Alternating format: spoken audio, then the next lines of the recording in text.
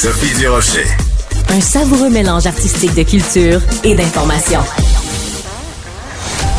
Montréal pue, et ça pue partout, là, dans tous les quartiers. J'entends déjà les gens rire dans leur voiture. Tout le reste n'est que fumisterie. Donc, on veut un monde qui sent l'eau de Javel. Un monde blanc, sans défaut. Rémi Villemure.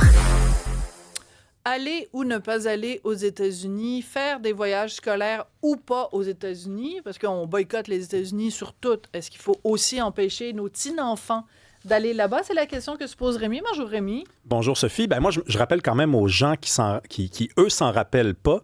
C'était au lendemain de l'élection de Trump en janvier dernier, en novembre dernier, puis ensuite il est entré au Capitole en janvier. Il y avait un article dans un journal, dans un quotidien montréalais où on dit « Faut-il parler de Donald Trump aux enfants? » Donc, là, on est parti de cette question. C'était un vrai article, un vrai reportage. J'étais venu t'en parler d'ailleurs. Ouais. Et donc là, on est rendu... on n'a pas vraiment progressé. Donc, il faut dire que Trump ne nous donne pas beaucoup de raisons de l'aimer. Mm-hmm. Mais on est rendu à ne plus vraiment faire la différence entre Trump et ces 400 millions de personnes qui vivent dans le pays dont il a la gouverne jusqu'à la fin de son mandat. Et c'est très dommage parce que... et d'ailleurs, ton texte... Oui. Le texte que tu as écrit le 27 février sur cette question-là, c'est un des meilleurs textes que tu as écrit dans les derniers mois. OK, je te l'envoie. Heureusement que j'écris des bons textes de temps en temps. Prends cette fleur, tu la mérites. Non, mais parce que je pense que tu posais les vraies bonnes questions. C'est-à-dire qu'en fait, je disais, les voyages forment la jeunesse. Et donc, à partant de ce principe-là, si on veut justement... combattre les Américains, il faut les connaître, les Américains.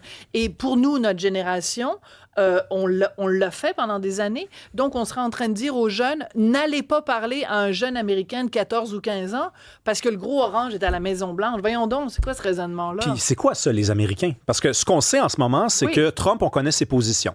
On connaît les positions des démocrates si on s'intéresse vraiment à la politique américaine, la politique intérieure.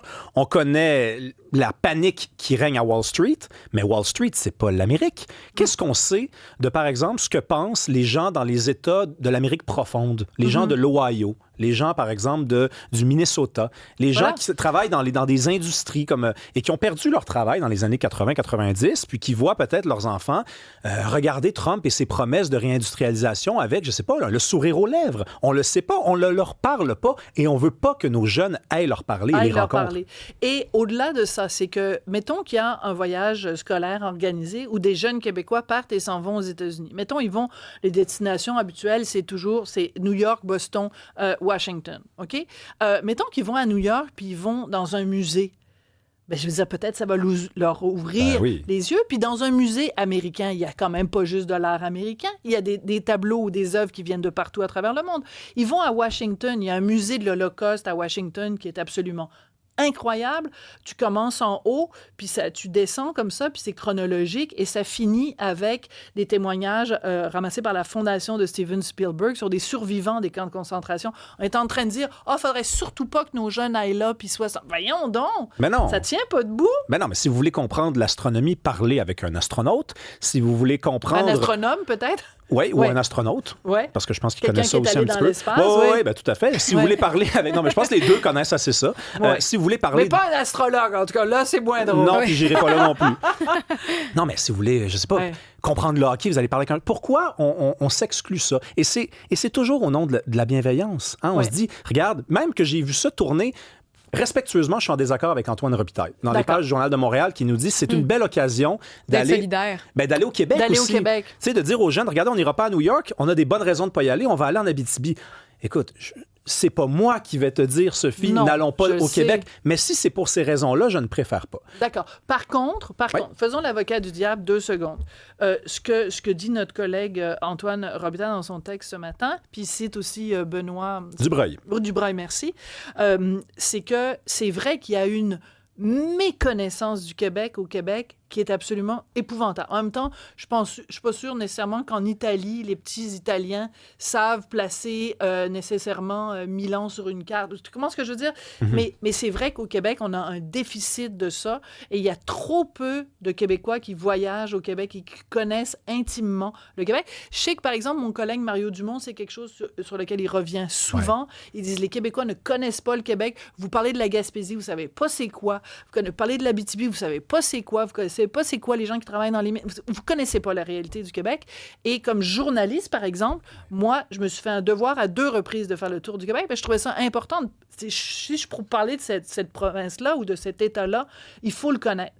Pose la question dans une salle de nouvelles, combien de Québécois, de journalistes québécois passent leurs vacances partout à l'étranger, mais ils connaissent pas le Québec. Mais ça reste quand même 2 sujets. T'es d'accord? Non, c'est un petit peu relié quand même. Alors, dans le fond, tu dis qu'il faudrait profiter... On peut faire les deux. Non, on peut faire les deux. C'est-à-dire qu'on peut, en effet, aller à Washington voir le musée de l'Holocauste, mais organisons aussi des parce qu'il faut que la fierté du Québec, il faut qu'elle se développe. Mais c'est pour ça que je te dis que ce sont 2 sujets. C'est parce que je pense qu'il faudrait faire plus de voyages au Québec, puis qu'il ne faudrait pas non plus bannir les voyages, ou en tout cas inciter les commissions scolaires, les centres de services scolaires. Il ne faut pas déshabiller Paul pour habiller Jacques. Exactement. Connais-tu Gilbert Langevin? Ben oui. Gilbert Langevin, que tous les gens connaissent à la maison aussi parce que vous êtes tous déjà allés dans un karaoké, vous avez tous déjà passé une super belle soirée et soudainement, il y a quelqu'un qui s'est essayé à la chanson La voix que j'ai de Jerry Boulet, donc cette voix brisée par l'alcool, la cigarette et les nuits folles. Ça, c'est Gilbert Langevin qui a écrit cette chanson-là. Et Gilbert Langevin, il a écrit autre chose parce que c'est un poète. Il a écrit ceci au sujet des voyages. Il a dit... Attends. On va essayer de se concentrer parce que la poésie, on ne peut pas juste pitcher ça. T'as raison. Alors il a dit « L'aventure porte à croire en la haute valeur du risque ». Ça n'a pas rapport avec ce que je veux vous dire, mais quand même, pensez à ça. L'aventure, prendre des risques, sauter dans le vide, la vue est belle. Hein? Donc, oui, la vue est belle. Et là, la vue aussi. Belle. Et là, il nous dit quoi au sujet des voyages? Il dit « Les armes du voyage surgissent au carrefour des tempêtes ». Je l'explique. C'est magnifique. Qu'est-ce qu'on vit en ce moment? On vit des tempêtes. On vit une tempête. On est dans le carrefour des tempêtes. Et pour comprendre ce qui arrive, il faut avoir voyagé. Puis il faut surtout avoir voyagé aux États-Unis. Il faut comprendre l'Amérique. Je reviens à ce que je te disais tantôt. Il faut la comprendre. Il faut comprendre pourquoi les Américains ont voté pour Trump. Il faut comprendre pourquoi il y a encore des Américains qui sont derrière lui. Il faut comprendre pourquoi il y a des Américains qui voteraient encore pour lui s'il y avait l'élection demain matin. Ça fait pas de Trump un homme bien. Ça fait pas de Trump un homme parfait. Mais tu dois parler aux Américains pour les conséquences. Et je pense que nos jeunes, ce sont eux qui vont vivre avec les conséquences. On n'arrête pas de dire que le monde a changé, qu'on ne reviendra pas au monde d'avant. Ben alors, c'est les jeunes qui vont vivre ce monde-là. Okay. Donc, il faut qu'ils aient parlé aux Américains. Je vais faire une comparaison extrêmement boiteuse. OK? Quand deux pays sont en guerre, OK, une fois que la guerre est terminée, il y a évidemment quelqu'un qui a gagné la guerre et quelqu'un qui l'a perdue. Qu'est-ce qu'on encourage après cette guerre-là? Que des enfants du pays A aillent visiter les enfants du pays B et les enfants du pays B aillent pays A. Si les Allemands et les Français ont pu se parler après la Deuxième Guerre mondiale, si quelqu'un comme Simone Veil a pu faire l'Europe et faire le Parlement européen et a pu dialoguer avec les Allemands malgré qu'elle soit une rescapée des camps, c'est aussi parce qu'elle encourageait les jeunes Français et les jeunes Allemands à se parler pour se comprendre et pour que justement il n'y ait plus d'autres guerres après. Comme je te le dis, ma comparaison est un peu boiteuse parce que c'est pas une guerre avec des gens qui meurent au combat. Mais si c'est une guerre commerciale, ne faisons pas porter le poids de cette guerre commerciale sur les frêles épaules des jeunes Québécois et des jeunes Américains. C'est par le dialogue, justement, qu'on va apprendre à mieux se connaître. Mais ils sont déjà intéressés aussi, les gens, envers les autres, parce qu'ils se parlent déjà à travers les réseaux sociaux. Ils consomment la culture de l'un et l'autre, mais surtout les Québécois vis-à-vis des Américains. Donc, ils ont déjà cette envie-là de les rencontrer, puis de les connaître, puis d'aller leur parler, puis de les voir. Puis c'est pas tout le monde qui va avoir l'opportunité, après, de partir avec sa voiture ou de mettre l'argent pour partir aux États-Unis. Donc, le faire jeune comme ça, ben, t'écris déjà à la base ces liens-là. Ils vont s'en rappeler toute leur vie de ces voyages-là qu'ils n'auront peut-être pas l'opportunité de faire ensuite. Donc, je suis d'accord avec vous que c'est super important. Absolument. Puis si on dit, nous, on ne va pas aux États-Unis, ça veut dire qu'on ne veut pas non plus recevoir des voyages scolaires américains? Non, mais on veut pas ça veut dire qu'on ne veut pas leur parler. Et on a plein de choses en commun. On est jeune ou vieux, on a des amours, des désamours, on a des amis, on a des ennemis, on se ressemble énormément. Et comme disait Charles Bois, et là, je ne sais pas si c'est lui qui avait écrit les paroles ou si c'était peut-être Sabourin, vivre en ce pays, c'est comme vivre aux États-Unis. Ben oui. Les mêmes autos, les mêmes musiques, mais les mêmes... excuse-moi, je suis vraiment désolée. Ben non, mais allez, vas-y. Mais on doit se quitter parce que c'est la fin.